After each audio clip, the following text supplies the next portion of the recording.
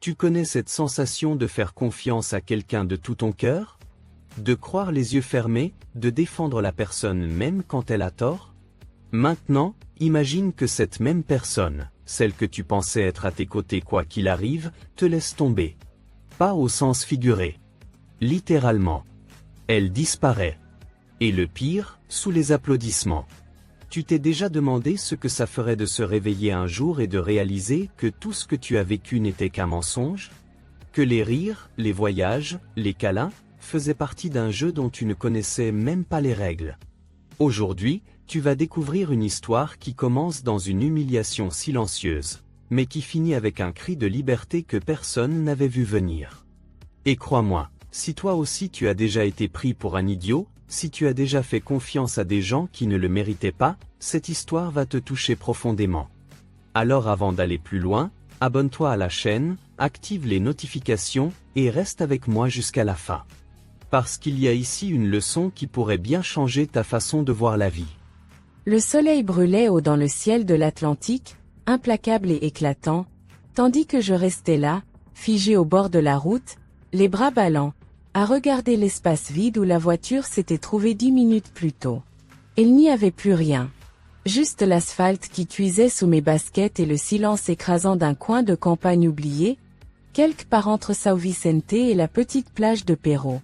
Ma copine, Juliana, et ses amies Bruna, Melissa et Tania, avaient tout simplement disparu. Sur le moment, j'ai pensé que c'était une blague. Une autre de leurs nombreuses plaisanteries, hilarantes. Depuis qu'on était ensemble, depuis plus de 2 ans, j'avais appris à encaisser. Elles aimaient jouer avec mes limites, tester jusqu'où elles pouvaient aller sans que je ne craque. Et souvent, Juliana riait avec elles. Elle ne me défendait jamais. Je n'étais pas leur ami, juste le gars de Juliana, l'invité silencieux dans leur groupe soudé. Mais cette fois, ça n'avait pas le goût d'un jeu. Mon téléphone? Resté dans la voiture, branché à la prise USB. Mon portefeuille? Dans la boîte à gants, comme d'habitude. Et moi, je n'avais que mon t-shirt un peu trop large, mon jean poussiéreux, et une sensation grandissante de malaise dans le creux du ventre. La station-service était minuscule. Une pompe à essence unique, un petit bâtiment décrépit dont l'enseigne clignotait par intermittence, et un vieux chien endormi à l'ombre d'un arbre. J'avais juste demandé à aller aux toilettes. C'était censé prendre 2 minutes. Elles n'ont pas attendu. Je me suis dit, elles vont revenir dans 5 minutes, ricanant. Puis 10. Puis 20. Toujours rien. Au bout de 40 minutes, j'étais assis sur un vieux banc à l'ombre, le regard perdu sur la route déserte. Les rares voitures qui passaient allaient trop vite pour s'arrêter, ou ne daignaient même pas me regarder.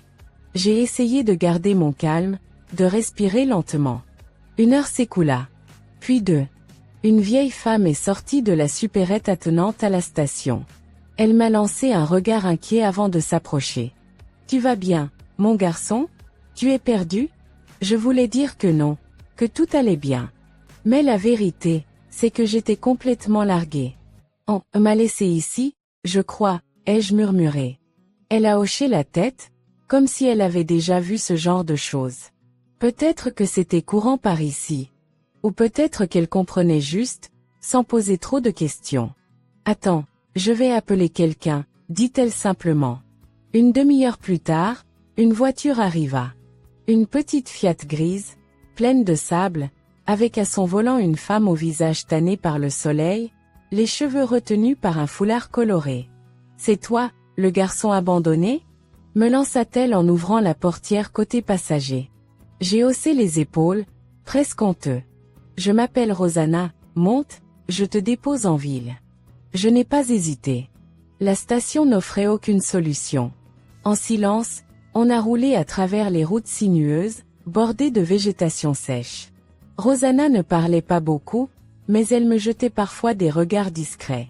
Comme si elle essayait de comprendre ce que j'étais vraiment. « Elles ont dit que tu étais trop sérieux, trop mou, pour le week-end, dit-elle finalement. Je l'ai regardée, surpris. « Qui ça, elle ?» Elle pinça les lèvres, consciente qu'elle en avait dit trop. Juliana et les autres? Rosanna se taisait, concentrée sur la route. Je me suis renfrognée. Elle les connaissait. Elle savait. Vous êtes amie avec elle? Ai-je demandé, plus froidement. Elle haussa les épaules. Pas amie. On se connaît, c'est tout. Mélissa, sa cousine, est une connaissance de mon fils. J'ai accepté de t'aider parce qu'on m'a demandé un service. Je suis resté silencieux. Il n'y avait rien à dire. On est arrivé à Porto Sereno, un village côtier où le vent salé semblait murmurer des secrets à chaque coin de rue. Elle m'a déposé devant un petit restaurant au bord de la plage, Barracado Marujo. Elle m'a donné un billet de 20 reais. Va te prendre quelque chose à manger. Le patron s'appelle Gilmar. Dis-lui que Rosanna t'a envoyé. Je suis descendue de la voiture sans un mot. Avant de partir, elle ajouta. Essaie de ne pas trop juger. Parfois, les gens font des bêtises parce qu'ils ont peur. Je ne savais pas de quoi elle parlait. Je ne savais même pas si je voulais savoir. Gilmar était un homme trapu, la cinquantaine passée, moustache bien taillée et sourire méfiant. Il m'a observé comme on examine un poisson inconnu au marché. Rosanna, hein? Encore à vouloir jouer la bonne âme. Je lui ai expliqué rapidement. Pas dans les détails. Juste que j'étais temporairement dans la M, qu'il me fallait du travail, même modeste. J'étais prêt à laver les assiettes, nettoyer les toilettes, n'importe quoi. Il a soufflé longuement, m'a tendu un tablier, et m'a conduit derrière. T'as une chance. La plongeuse d'hier n'est pas revenue ce matin. Trop de caipirinha. Et voilà. En moins d'une heure, j'étais dans la cuisine, les mains plongées dans une eau grasse, à récurer les casseroles d'un restaurant de plage. Au moins, je faisais quelque chose. Je n'avais plus le temps de penser. Les jours suivants passèrent dans une brume chaude de savon, de vaisselle et de fatigue. Le soir, je dormais sur un matelas de secours dans une pièce de rangement. Gilmar était bourru, mais pas méchant. Il ne posait pas de questions. C'est là que je l'ai rencontrée, Luna. Petite, cheveux noirs comme la nuit, tatouage discret à la cheville, elle était cuisinière et faisait tout à sa manière. Elle ne parlait pas beaucoup, mais quand elle le faisait, c'était pour dire des vérités tranchantes. T'as l'air d'un mec qui a pris une claque, dit-elle le 3e jour, sans détour. Je me suis contentée de hocher la tête. Elle haussa les épaules. Bienvenue au club. Elle non plus ne venait pas d'ici. Elle avait fui quelque chose, ou quelqu'un. Elle ne m'a jamais tout dit. Pas encore. Mais il y avait dans ses gestes une douleur familière. Un soir, alors que je balayais la terrasse du restaurant, elle est venue me rejoindre avec 2 bières fraîches. Elle m'en tendit une. On trinque à quoi? Demanda-t-elle. À la survie. À la reconstruction, corrigea-t-elle avec un sourire en coin. Quelques jours plus tard, alors que je finissais de nettoyer la salle, Gilmar m'appela dans son bureau. Il avait ce regard sérieux, presque paternel. On a reçu une visite ce matin, dit-il. Ah oui, une fille. Joli sourire, grands yeux, un peu nerveuse. Mon estomac se contracta. Juliana? Elle-même? Elle a demandé si t'étais ici. J'ai dit que non. Je le fixais, surpris. Pourquoi? Elle avait l'air trop bien coiffée pour être honnête. Il me tendit un petit papier. Une note écrite à la hâte. Je suis désolé. J'aimerais te parler. Je suis en ville jusqu'à dimanche. J'attendrai à la plage demain matin. Je regardai le mot, puis Gilmar. Tu crois qu'elle est sincère? Il haussa les épaules. C'est pas mes affaires. Mais toi, tu dois décider si tu veux rouvrir cette porte. Je n'ai rien dit. Je suis sorti respirer l'air salé. Le lendemain matin, je suis allé à la plage. Pas pour elle. Pour moi. Pour comprendre ce que je ressentais. Elle était là. Assise sur une serviette, lunettes de soleil, l'air gêné. Enrique, murmura-t-elle en me voyant. Je suis resté debout, bras croisés. Pourquoi? Ai-je demandé. Elle retira ses lunettes. Ses yeux étaient humides, mais je n'y voyais pas de remords. Juste de la peur. C'était une blague, au départ. Un truc idiot. Bruna a eu l'idée, et je n'ai pas su dire non. On pensait que tu rirais après coup. Je la regardais, incrédule. Me laisser sans téléphone, sans argent, dans une ville inconnue? C'est ça, une blague? Elle se mordit la lèvre. Je sais. C'était cruel. Mais je n'ai pas pensé que tu disparaîtrais comme ça. Je ris. Un rire amer, sec. Tu ne m'as pas cherché. Elle ne répondit pas. Elle savait que j'avais raison. Puis elle lâcha la bombe. Tu veux la vérité? Bruna t'a toujours détesté. Elle disait que tu me rendais faible. Que j'étais trop gentille avec toi. Et moi, j'ai eu peur de perdre mes amis. Je la regardais, les bras ballants. Alors tu m'as perdu, moi. Je partis sans me retourner. Le sable chaud sous mes pieds, le cœur plus léger. Ce soir-là, sur la terrasse du restaurant, Luna s'est assise à côté de moi sans un mot. Elle est venue? Demanda-t-elle simplement. J'ai hoché la tête. Et alors? Elle a dit que c'était une blague. Luna grimaça. Ces gens-là ne plaisantent jamais innocemment. Je la regardais, cherchant dans ses yeux quelque chose de familier. T'as été blessée aussi, hein? Elle leva sa bouteille de bière. À nos cicatrices. Qu'elles deviennent notre armure. Les jours passèrent, baignés par l'odeur du poisson grillé, le chant du vent contre les palmiers et le cliquetis incessant de la vaisselle dans la cuisine.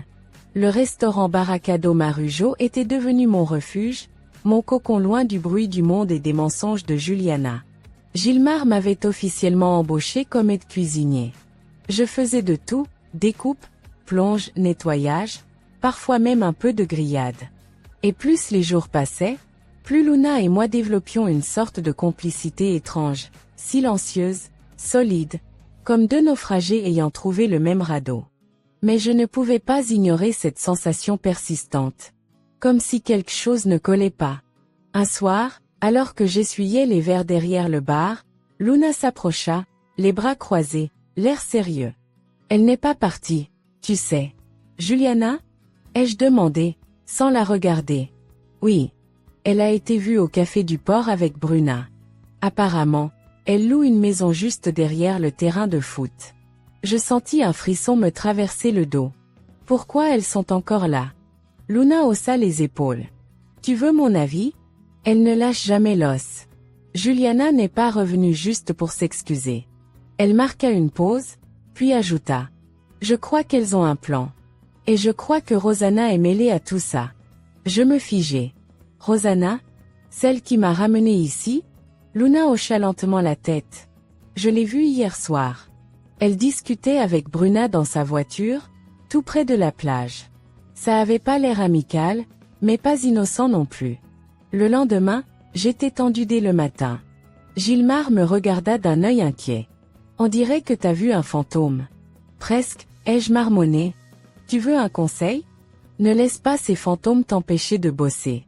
Ici, on est dans le présent. Le passé, tu peux le laisser à la marée. Je lui souris faiblement. Facile à dire. Vers midi, alors que la terrasse était pleine, une femme entra. Brune, élégante, lunettes de soleil oversize, posture assurée. Bruna. Je sentis le sang quitter mon visage. Elle s'approcha du comptoir, ôta ses lunettes et m'offrit un sourire hypocrite. Enrique, mon petit. Tu travailles ici maintenant? Quelle surprise!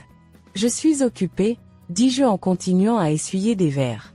Pas trop occupée pour discuter une minute avec une vieille amie, j'espère. Je levai les yeux vers elle, froid. Une amie? Tu plaisantes j'espère. Elle rit, ce petit rire sec et hautain qui me hérissait le poil. Voyons, ne sois pas si dramatique. Tout le monde a joué un peu trop fort ce week-end-là, c'est tout. Ce n'était pas un jeu, Bruna. C'était de la cruauté gratuite. Elle baissa la voix, se penchant vers moi. Juliana est bouleversée. Tu n'as pas idée de ce qu'elle traverse. Je fronçai les sourcils. C'est moi qu'on a laissé au bord de la route, sans rien. Et elle serait la victime? Bruna recula, toujours souriante, mais ses yeux trahissaient une gêne. Elle veut te parler. Une dernière fois. Ce soir. Sur la jetée. Je n'ai pas répondu. Elle s'éloigna sans attendre. La nuit tomba rapidement. Et moi, bien que décidée à tourner la page, je me retrouvai à marcher, seule, vers la jetée. Juliana m'attendait, silhouette immobile face aux vagues. Elle portait une robe blanche légère qui flottait doucement au vent. « Tu es venue, dit-elle doucement. Ne perds pas de temps, Juliana. Dis ce que tu as à dire. » Elle se tourna vers moi. Ses yeux étaient rouges, ses traits tirés.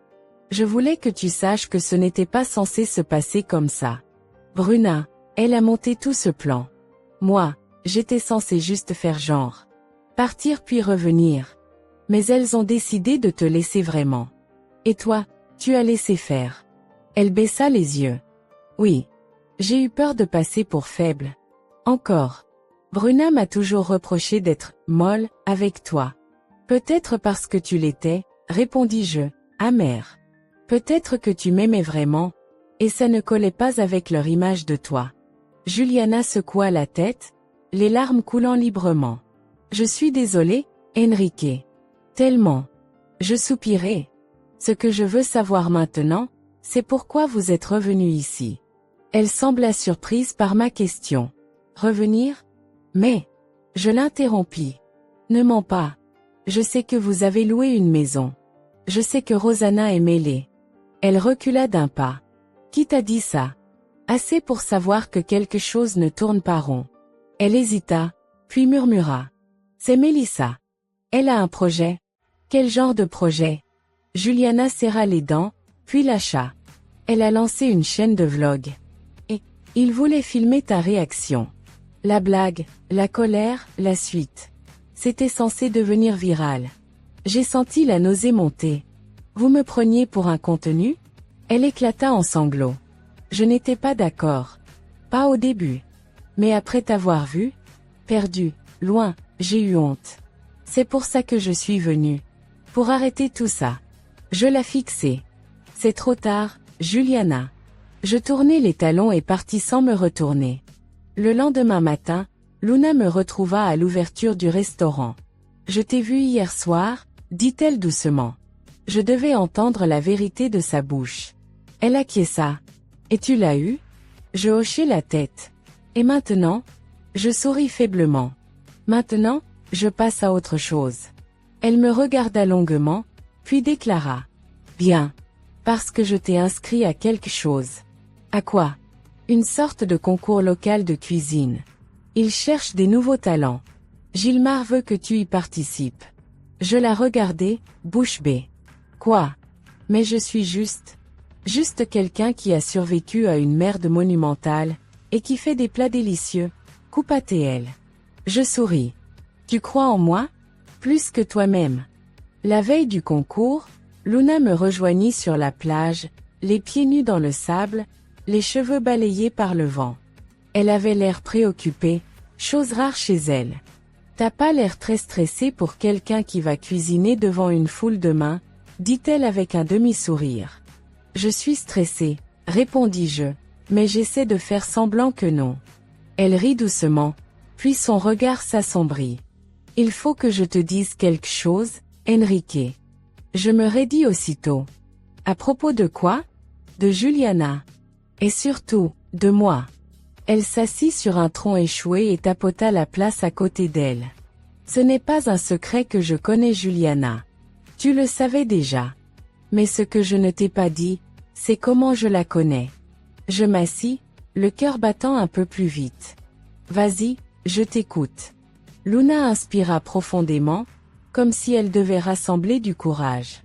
Il y a 3 ans, j'étais psychologue à Niteri. J'avais un cabinet privé. J'avais pas mal de clients influents. Parmi eux, le père de Juliana. Je haussai un sourcil, surpris. Son père? Elle hocha la tête. Oui. Un homme puissant, très persuasif. Il m'avait recommandé auprès de plusieurs connaissances. Et un jour, il m'a demandé de prendre Juliana en thérapie. Apparemment, elle faisait des choix qui le dérangeaient. Je fronçai les sourcils. Quel genre de choix? Elle sortait avec un gars de quartier, qui n'était pas dans leur cercle. Elle voulait quitter la maison, faire de la photo, vivre par elle-même. Rien d'extraordinaire. Mais pour son père, c'était inacceptable. Il m'a demandé de recadrer sa fille. Littéralement. Luna secoua la tête, et s'éhurait. J'ai refusé. Et là, tout a basculé. Qu'est-ce qui s'est passé? Il a utilisé son influence pour me salir. J'ai perdu des clients. Puis le cabinet. Et je suis partie. Et si loin. Sans rien dire à personne. Je la regardais, abasourdie.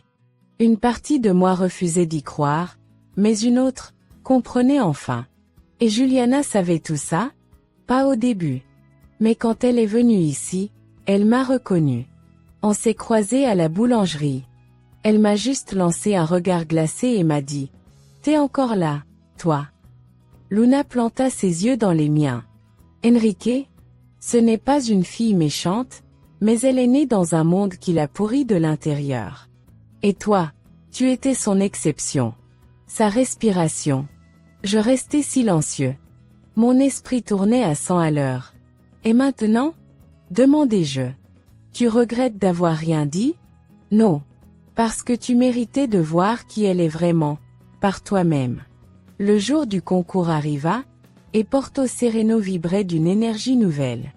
Le festival gastronomique local attirait touristes et curieux. Le stand de Gilmar avait été décoré avec des filets de pêche, des coquillages et une grande pancarte. Le poisson du courage, par Enrique. Je transpirais à grosses gouttes, plus à cause de la pression que de la chaleur. « Respire, » dit Luna en me tendant un torchon. « T'as survécu à Juliana et sa clique. Tu vas pas laisser un jury te faire peur. » Je souris malgré moi. Le défi, un plat à base de poisson local, en 45 minutes. Mon choix, filet de robalo croustillant, purée de manioc à l'huile de ciboulette, et sauce d'ananas poivrée. Une recette que Luna et moi avions perfectionnée ensemble. La cuisson se passa sans accroc. Mes mains tremblaient à peine, concentrées, précises. À la fin, je déposai l'assiette devant le jury. 3 chefs. Une blogueuse culinaire. Et, surprise de dernière minute, un représentant d'une chaîne gastronomique régionale. Quand ils goûtèrent, leurs visages restèrent neutres. Puis vinrent les murmures. Des hochements de tête. Un sourire discret. Des notes sur leur carnet. Et enfin, le verdict. 2e place, Aplathéon pour un cuisinier venu de Cabo Frio. Puis, et la 1re place, le plat qui a charmé par sa simplicité, son audace, et une histoire de courage derrière chaque saveur, revient à Enrique Barbosa, de Porto Sereno. Je restai figé une seconde. Puis Luna me poussa. Allez, superstar. Je montai sur la petite estrade, le cœur battant à tout rompre, un mélange de fierté, d'incrédulité, et de revanche douce. Le représentant de la chaîne me serra la main. On voudrait vous inviter à une émission. Une série documentaire sur les cuisiniers au parcours inattendu. Vous seriez parfait. J'étais sans voix. Mais le calme fut de courte durée. Ce soir-là, alors que j'étais seul dans la réserve du restaurant, je trouvai un sac oublié par l'un des livreurs. Curieux, je l'ouvris. À l'intérieur, un caméscope. Vieil appareil, mais fonctionnel. Avec une étiquette collée dessus. Project M Rush Brut. Je frissonnai. Je l'apportai à Luna, et ensemble, on le connecta à son ordinateur. Les vidéos, montrez-moi. Dans la station-service. Perdu. En colère. En train de chercher la voiture. Un zoom sur mon visage, désorienté. Puis des voix en arrière-plan. Bruna. Mélissa. Même Juliana. Trop bon, ce plan. Il a l'air complètement paumé, c'est parfait. Juliana, arrête de flipper, c'est pour rire. On le mettra avec une musique triste en fond, genre violon. Rire. Luna coupa la vidéo d'un geste sec. Le silence s'abattit. Je m'étais toujours demandé si c'était un accident. Si Juliana avait été piégée. Si elle regrettait. Mais là, tout était clair. Elle savait. Elles ont ri. Tu vas faire quoi? Demanda Luna. Je fixai l'écran noir, mes poings serrés. Je vais leur rendre ce qu'elles m'ont donné. En mieux. Elle sourit. J'espère que t'as prévu un final bien piquant. Pendant des jours, je n'ai pas dormi. Pas à cause de la colère, non. À cause de l'idée. Cette idée obsédante, délicieuse, risquée, rendre aux filles ce qu'elle m'avait donné, mais à ma manière. Luna était sceptique au départ. Tu veux quoi exactement, Enrique? Devenir leur miroir? Non. Je veux devenir leur écran géant. Qu'elle se voit, et qu'elle n'aime pas ce qu'elle découvre.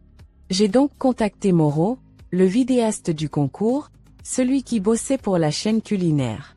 On avait discuté à la remise des prix. Un mec sympa, curieux. Je lui ai montré le contenu du caméscope. Ses yeux se sont écarquillés.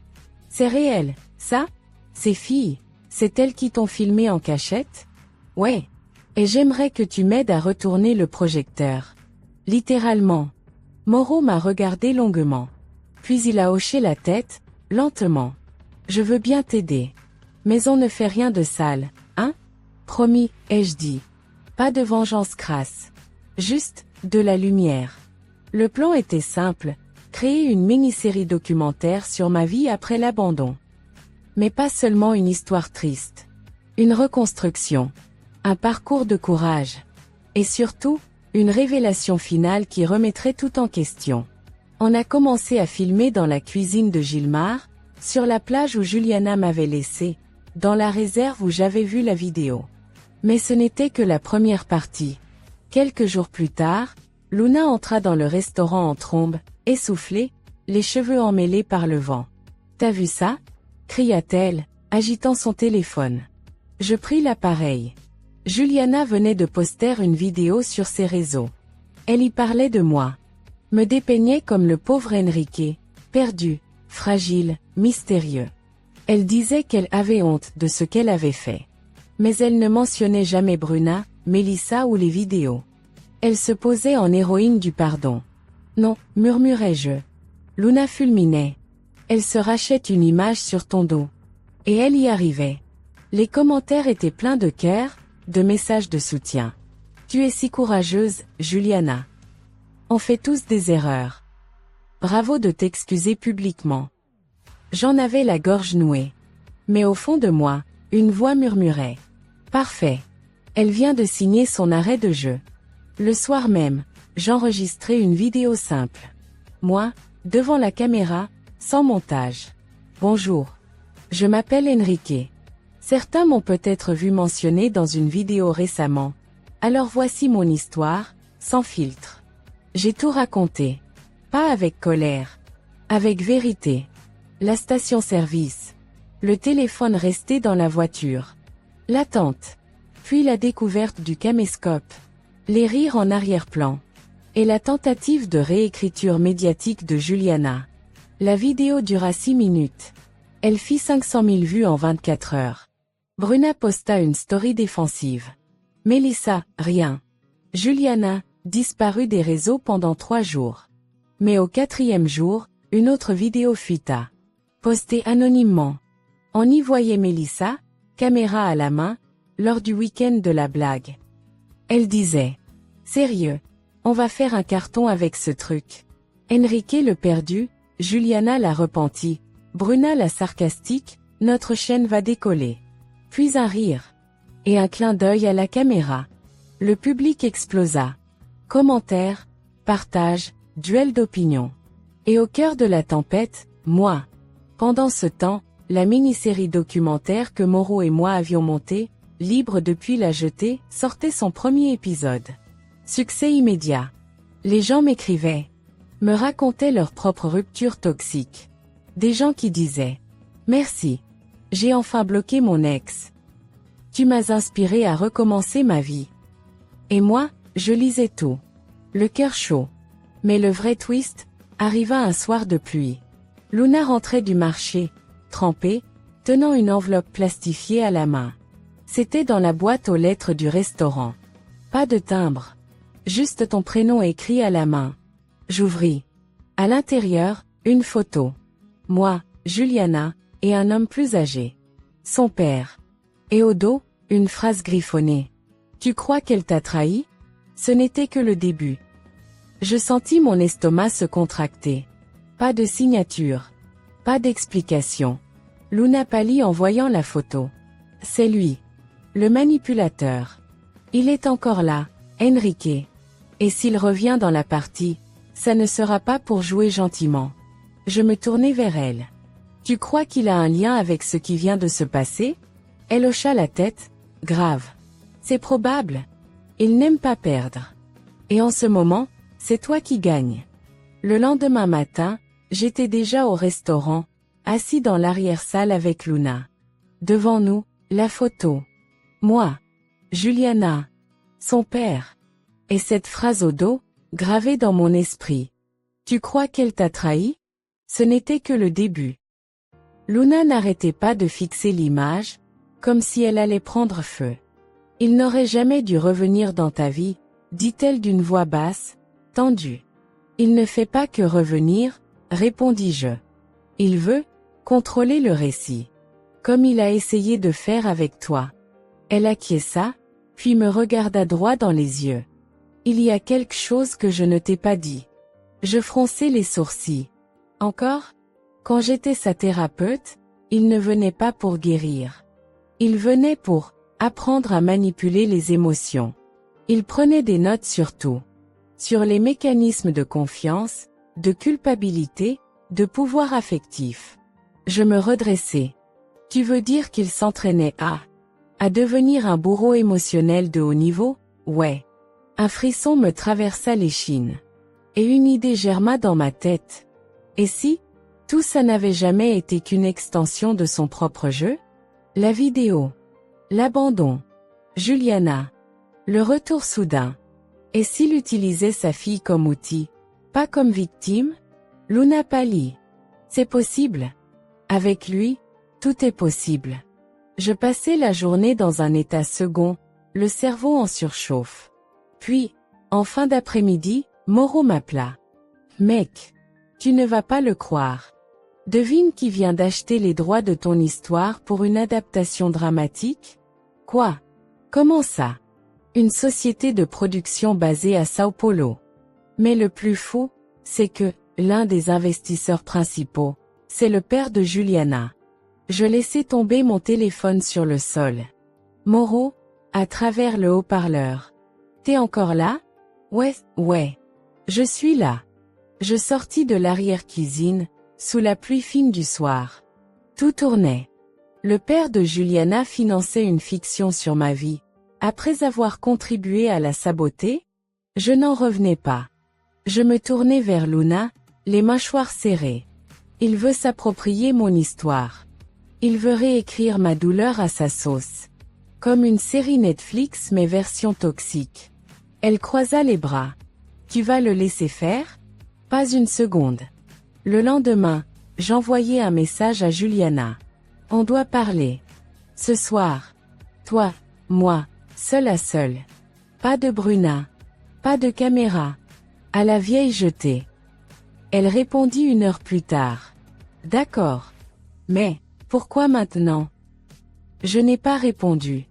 Elle arriva avant moi. Assise sur la rambarde en bois, les cheveux attachés, l'air vulnérable. C'était presque crédible.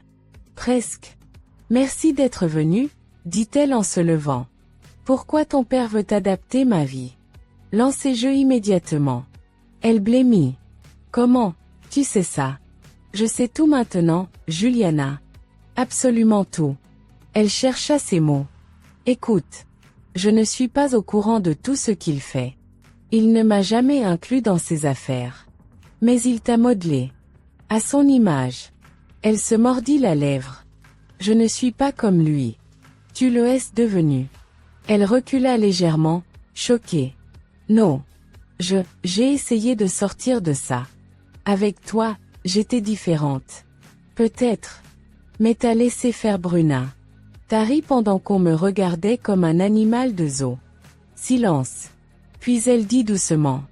Et si je te disais qu'il m'a forcé à revenir?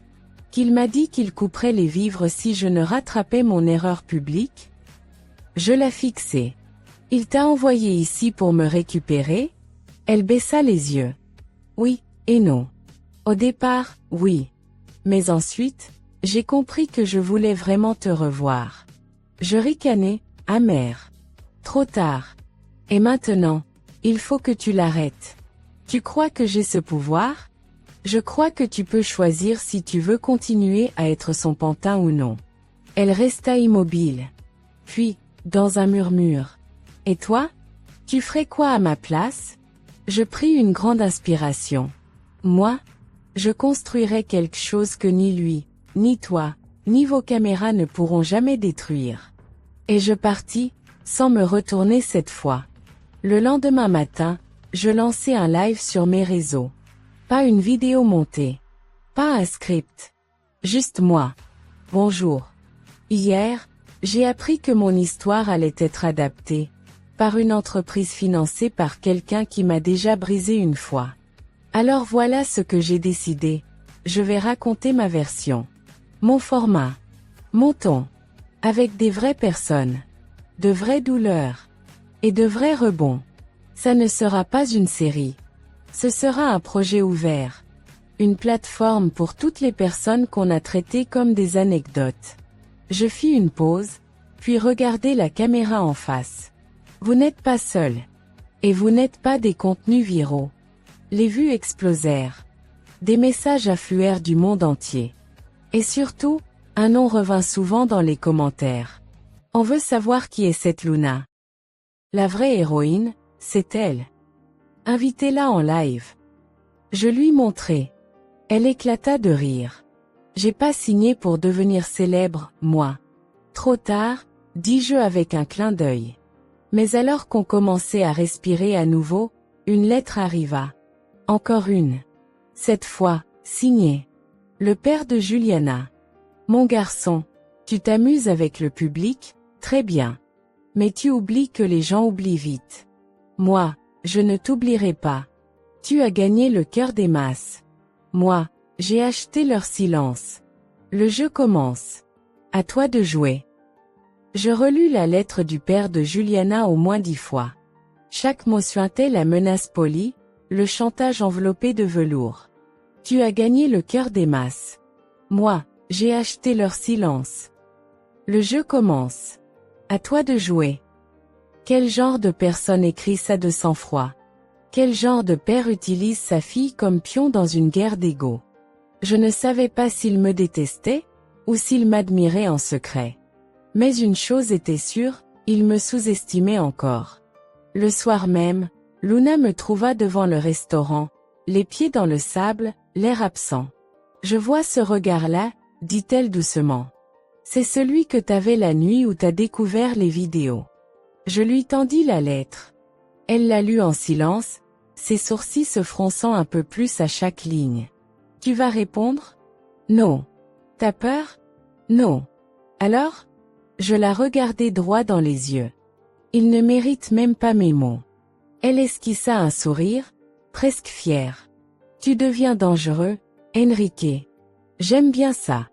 Dans les jours qui suivirent, la série documentaire Libre depuis la jetée devint virale. Le public s'attachait. Pas seulement à moi, mais à l'ambiance, à la sincérité, à la cuisine aussi. Gilmar recevait des réservations qu'il n'avait jamais eues. Des gens venaient de loin pour goûter le plat du mec abandonné. Et moi, pour la première fois, je voyais dans les regards du respect. Puis, un appel inattendu changea tout. C'était une femme à la voix douce, professionnelle. Bonjour, Enrique Barbosa.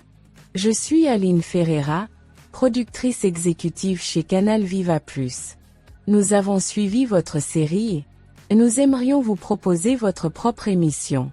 J'ai cru rêver. Une émission? Genre, une vraie? À la télé? Oui. Tournée dans votre ville, à votre rythme. Cuisine de résilience. On vous suivrait dans différents lieux, à la rencontre de gens qui, comme vous, ont reconstruit leur vie. Et on cuisinerait avec eux. Je restais sans voix. Vous êtes sérieux? Très. Et le budget est conséquent. Mais, il y a une condition. Je me raidis. Quelle condition? Le financement partiel viendrait de l'un de nos investisseurs, un certain Alexandre Montero. Le nom tomba comme un coup près. Le père de Juliana. Le soir, J'en parlais à Luna. Elle écouta sans m'interrompre, ses yeux fixés sur moi. Et tu vas dire quoi? J'en sais rien. C'est énorme. Et s'il est derrière, c'est peut-être sa façon de me récupérer. Elle se leva, nerveuse. Tu sais pourquoi il fait ça, Enrique? Il ne supporte pas que tu existes sans lui. Que tu prospères sans qu'il ait son nom sur tes succès. Je hochai la tête. Elle avait raison. Il veut me transformer en trophée. Exactement. T'es pas un trophée, Enrique. T'es un homme libre. Je m'approchai d'elle. Et si j'utilisais cette offre pour inverser le jeu? Si je l'acceptais, mais à mes conditions? Elle me fixa. Tu serais prêt à danser avec le diable? Seulement si je mène la valse. Le lendemain, j'appelai Aline. Je suis partant. Mais vous dites à Monsieur Montero que ce sera mon émission, mon nom, mon contenu. Qu'il n'aura aucun droit de regard. Elle hésita. Ce sont des conditions strictes. Pas négociables. Après un silence. Je vous rappelle d'ici 2 jours. 2 jours. L'attente me rongeait. Et pendant ce temps, une autre bombe explosa. Moreau, le réalisateur de Libre depuis la jetée, débarqua en courant dans le restaurant. Mec, y a un truc, t'es pas prêt. Il ouvrit son ordi. Une nouvelle fuite anonyme. Cette fois, un email signé Alexandre Montero. Envoyé à la prodé de Viva Plus, 3 semaines plus tôt. On y lisait. Le garçon est docile, naïf. Il croira avoir du pouvoir. Laissez-lui croire. Il se soumettra de lui-même au final. J'eus un haut le cœur. Moreau souffla. Ce gars veut te plier comme une serviette. Mais moi, je souris. Parce que désormais, tout le monde lisait ses vérités. Le lendemain, Aline rappela. Enrique. On a vu l'email. Et, on vous soutient. Le contrat est prêt. Sans aucune clause de censure. Montero a été écarté du projet. Je m'effondrais presque sur ma chaise. C'est sérieux? Plus que jamais. Ce soir-là, Luna et moi étions assis face à la mer. Le vent soufflait doucement, et elle me tenait la main. Tu te rends compte? Tu vas avoir ta propre émission. Une vraie. C'est fou, hein? Non. C'est mérité. Silence. Puis elle ajouta. Tu veux savoir pourquoi j'ai quitté la psychologie pour devenir cuisinière? Je la regardai. Tu n'es pas obligé de. Si. Il faut que tu saches. Elle inspira. Après l'affaire Montero, j'ai sombré. Plus de clients. Plus de confiance. J'ai commencé à faire de l'insomnie. De l'angoisse. Et un jour, en pleine crise, j'ai coupé des légumes pour me calmer. Je ne sais pas pourquoi. Et c'est devenu une routine. Le bruit du couteau, l'odeur de l'ail, le bouillon qui mijote, c'était comme une thérapie inversée. Je n'aidais plus les autres. Je me soignais moi-même. Je sentis ma gorge se nouer. Tu t'es reconstruite avec les mêmes outils qu'on a voulu te voler. Elle sourit. Et toi, t'as fait pareil. T'as été la meilleure chose qui me soit arrivée, dans un monde que j'avais fui. Je lui pris la main. Alors on n'a qu'à le construire ensemble, ce monde. Et sous ce ciel étoilé, face à l'océan, nous avons scellé un pacte. Pas d'amour hollywoodien instantané. Mais 2 survivants, debout, prêts à bâtir quelque chose de vrai. 3 mois plus tard, Porto Sereno vibrait sous une nouvelle lumière. L'équipe de tournage installait ses caméras sur la place principale, des enfants jouaient autour des câbles, et la cuisine du restaurant Baracado Marujo tournait à plein régime. Ce qui avait commencé comme un petit projet documentaire était devenu une émission nationale. Cuisine de résilience, animée par un ancien abandonné devenu figure de reconstruction et de sincérité. Et moi, je n'étais plus l'homme qu'on avait laissé au bord de la route. J'étais Enrique Barbosa, restaurateur, conteur, compagnon libre, et bientôt, papa. Oui. Luna attendait un bébé. Tout aurait pu s'arrêter là. Une belle conclusion. Un final tranquille. Mais la vie, cette grande scénariste, aime une dernière scène inattendue. Cela se passa un mardi. L'air était lourd, chargé d'humidité. Je venais de finir de tourner un épisode spécial avec un ancien pêcheur devenu chef végétarien. Une histoire aussi improbable que la mienne. Je sortais de la tente principale quand je vis Gilmar, l'air agité, venir vers moi. T'as de la visite. Qui ça? Il me tendit un papier. Juste un mot griffonné. Tu me dois la fin de notre histoire. Une vraie fin. Pas pour les caméras. Pour nous. Juliana. J'ai hésité. Très longtemps. Mais finalement, j'ai marché jusqu'au vieux kiosque en bois, celui face à la plage. Elle était là, debout, les bras croisés, un foulard autour du cou. Quand elle me vit, elle sourit tristement. Salut. Salut. Silence. Le vent portait l'odeur du sel et des souvenirs. Je ne suis pas venue me faire pardonner, dit-elle. Je l'espère bien. Elle eut un petit rire. Je suis venue te dire que j'ai quitté mon père. Je la regardai, surpris. Comment ça? J'ai tout quitté. L'appartement, le confort, son nom. J'ai même enlevé mon terreau de mes papiers. Je suis juste. Juliana, maintenant. Je ne répondis pas. J'ai compris que j'avais vécu toute ma vie en essayant de plaire à quelqu'un qui ne me verrait jamais comme autre chose qu'un outil. Elle me regarda droit dans les yeux. Et toi, Enrique, tu as été la seule personne qui m'ait jamais regardé comme une vraie personne. Je restai de marbre. Alors pourquoi tu m'as abandonné? Elle baissa la tête. Parce que j'étais encore sa fille. Celle qui voulait prouver sa loyauté. Celle qui pensait que te perdre serait un prix à payer, pour rester dans la famille. Elle leva les yeux à nouveau, brillants. Mais j'ai tout perdu, au final. Sauf la vérité. Et la vérité, c'est que je t'aimais. Mal faiblement. Mais sincèrement. J'ai pris une inspiration. Longue. Profonde. Je ne t'en veux plus. Elle sembla surprise. Vraiment? Vraiment. Mais ça ne veut pas dire que je t'aime encore. J'ai changé. Tu as changé. Et ce qu'on a vécu, c'est terminé. Elle hocha lentement la tête, puis sourit. Merci. Je voulais juste l'entendre. Je fis un pas vers elle. Et toi? Tu vas aller où maintenant?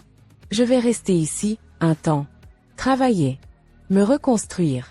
Sans caméra? Elle sourit. Sans caméra. Je souris à mon tour. Alors bonne route, Juliana. Elle recula d'un pas, puis murmura. Bonne vie, Enrique.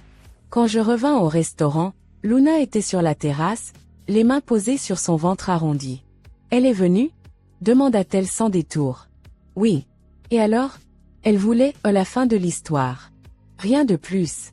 Luna hocha la tête. Et tu lui as donné? Oui. Une vraie fin. Pas de drame. Pas de vengeance. Juste, une clôture. Elle m'attira contre elle et souffla contre ma joue. T'as bien grandi, Enrique Barbosa. Je ris. Grâce à toi. Elle me regarda avec ce regard que j'aimais tant. Grâce à toi. Cette nuit-là, après le service, je restais seule sur la plage. Les lumières du restaurant s'éteignaient une à une. Les vagues dansaient doucement. Je pensais à tout ce chemin. À la station-service. À Rosanna. À Luna. Aux plats partagés. Aux lettres reçues. Aux vidéos postées. Aux choix. Aux pertes. Aux renaissances. Et là, dans le silence de la nuit, j'ai enfin compris. Ce n'est pas être abandonné qui te brise. C'est croire que tu n'as plus rien après ça. Moi, j'avais retrouvé tout. Et même plus. Le lendemain, je lançai le dernier épisode de la série. Devant la caméra, je dis, calmement. Il y a un moment où on arrête de courir après des excuses. Où on arrête d'attendre une justice venue de l'extérieur. Ce moment, c'est quand on choisit la paix. Je regardais l'objectif. Ils m'ont laissé sur le bord d'une route. Et moi, j'ai construit une autoroute. Quand on regarde cette histoire du début à la fin, on pourrait penser que tout n'était qu'un drame personnel, un simple récit de trahison, de chute et de revanche. Mais ceux qui ont suivi chaque épisode, chaque scène, chaque souffle, savent que c'est bien plus que cela. Ce n'est pas seulement l'histoire d'un homme abandonné par celle qu'il aimait. C'est l'histoire d'un cœur brisé, qui a refusé de rester au sol. C'est l'histoire d'une âme qu'on a humiliée, mais qui a décidé de reconstruire sa dignité, pierre par pierre. C'est aussi, et surtout, l'histoire d'un voyage. Pas un voyage à travers les routes du Brésil ou les ruelles de Porto Sereno, mais un voyage intérieur. Un voyage dans le désert de la solitude, de la douleur, du rejet. Un désert où l'on pense qu'il n'y a plus d'issue, qu'il ne reste que les échos de la honte et les cendres de ce qu'on était autrefois. Mais au cœur même de ce désert, Enrique, ou devrais-je dire, Tiago, puisque c'est maintenant ainsi qu'il se nomme dans cette version retravaillée, a trouvé une source. Pas une source d'eau, non. Une source de foi, de courage, de détermination. Une flamme qu'on croyait éteinte, mais qui couvait sous les cendres, attendant le bon souffle pour se rallumer. Ce souffle, c'était une femme forte, Luna. Ce souffle, c'était aussi le travail, la discipline, l'humilité, les plats préparés avec soin, les gestes simples mais pleins de sens. Ce souffle, c'était chaque pas qu'il a fait loin de l'orgueil, de la vengeance, de l'autocompassion, et vers la vérité, l'authenticité et la paix intérieure. Et maintenant, à vous qui avez regardé, écouté, vécu cette histoire avec nous jusqu'ici, je veux vous dire, merci. Merci pour votre temps. Merci pour votre attention. Merci pour chaque commentaire, chaque partage, chaque moment où vous vous êtes senti connecté à ce récit. Parce que cette histoire, ce n'est pas seulement celle de Tiago. C'est peut-être aussi la vôtre. Peut-être que vous avez déjà été laissé derrière. Peut-être que vous avez été trahi, blessé, moqué, oublié. Peut-être que vous avez été ce cœur abandonné au bord de la route pendant que d'autres riaient dans une voiture qui s'éloignait. Et peut-être que vous vous demandez encore aujourd'hui, pourquoi ? Pourquoi moi ? Pourquoi comme ça ? La vérité, c'est que certaines réponses ne viennent jamais comme on le voudrait. Mais il y a une chose qui est sûre, votre douleur peut devenir le point de départ de votre renaissance. Ce que Tiago a vécu, vous pouvez aussi le transformer en force. Parce que la douleur est une école et la solitude, un miroir. On y découvre qui on est vraiment. Et ce qu'on est capable de devenir, quand on refuse de se définir par ce que les autres ont fait de nous. Alors si cette histoire vous a parlé, si elle a touché une corde sensible en vous, si elle vous a fait réfléchir, laissez un like, abonnez-vous à cette chaîne, et surtout, partagez-la avec quelqu'un qui en a besoin.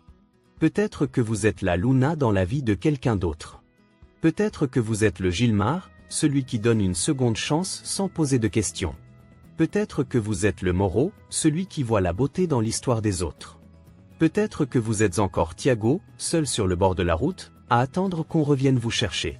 Alors à vous, je veux dire ceci, ne restez pas là. Marchez. Même si c'est lentement. Même si c'est avec les larmes aux yeux. Marchez. Chaque pas est une victoire. Et maintenant, permettez-moi de vous parler de quelque chose d'encore plus profond. Parce que cette histoire, bien qu'elle soit une fiction inspirée de vérités humaines, pointe vers une vérité bien plus grande, éternelle, inébranlable. Je veux vous parler de l'amour parfait. L'amour qui ne trahit jamais. L'amour qui ne s'éloigne pas. L'amour qui ne laisse personne sur le bord de la route. Dans l'Évangile de Jean, chapitre 3, verset 16, il est écrit : « Car Dieu a tant aimé le monde qu'il a donné son Fils unique, afin que quiconque croit en lui ne périsse point, mais qu'il ait la vie éternelle. » Ce verset, simple et profond, est peut-être le plus puissant de toute la Bible. Il ne dit pas « Dieu a aimé ceux qui le méritent ». Il ne dit pas « Dieu a aimé ceux qui ne font pas d'erreur ». Il dit « Dieu a tant aimé le monde ». Cela inclut toi. Moi. Même ceux qui ont abandonné. Même ceux qui ont été abandonnés. Ce Dieu dont il est question ici, c'est un Père qui voit. Qui comprend. Qui attend. Qui tend la main non pas quand on est au sommet, mais quand on est brisé. Et au lieu de nous rejeter, il nous accueille. Il ne nous filme pas pour se moquer de nous. Il ne nous expose pas pour notre honte. Il nous couvre. Il nous guérit. Il recommence avec nous, à zéro, à partir de ce que nous sommes, et non de ce que nous avons été. Tiago, dans notre histoire, a trouvé une seconde chance. Mais toi, dans ta vraie vie, tu peux trouver bien plus. La vie éternelle, le pardon total, la paix véritable. Et cela ne s'achète pas. Cela ne se mérite pas. Cela se reçoit. Si tu lis ces lignes, sache ceci, tu n'es pas arrivé ici par hasard. Dieu t'aime. Dieu te cherche. Et Dieu veut que tu reviennes à lui. Tu te demandes peut-être, mais pourquoi moi ? Parce que tu es aimé. Tu n'es pas juste un visage parmi des milliards.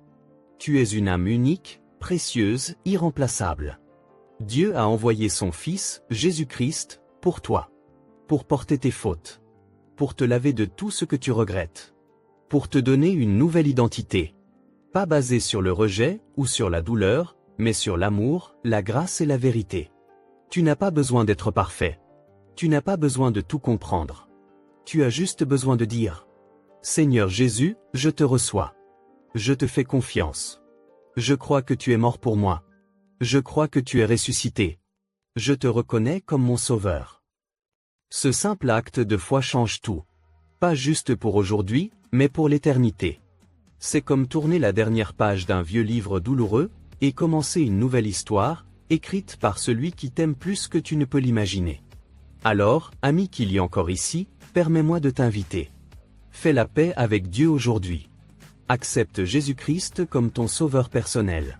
Commence une nouvelle vie, pas basée sur le passé, mais sur la promesse d'un avenir plein de grâce. Et si tu veux qu'on t'accompagne, qu'on prie pour toi, ou simplement que tu ne sois plus seul, écris dans les commentaires. Je veux recevoir Jésus. Ou encore, j'ai besoin de prière. Nous sommes là. Pour toi. Sans jugement. Avec amour. Avec foi. Parce que cette chaîne, cette communauté, n'est pas juste là pour raconter des histoires, elle est là pour aider des vies à recommencer. Alors clique sur le like. Abonne-toi. Mais surtout, ouvre ton cœur. Parce que le plus grand twist de toute l'histoire, ce n'est pas dans un épisode final d'une série dramatique. C'est dans un tombeau vide, un matin de résurrection, où l'amour a vaincu la mort. Et cet amour t'attend. Maintenant. Merci d'avoir été là. Merci d'avoir lu jusqu'au bout. Et surtout, que Dieu te bénisse puissamment. À très bientôt. On t'aime.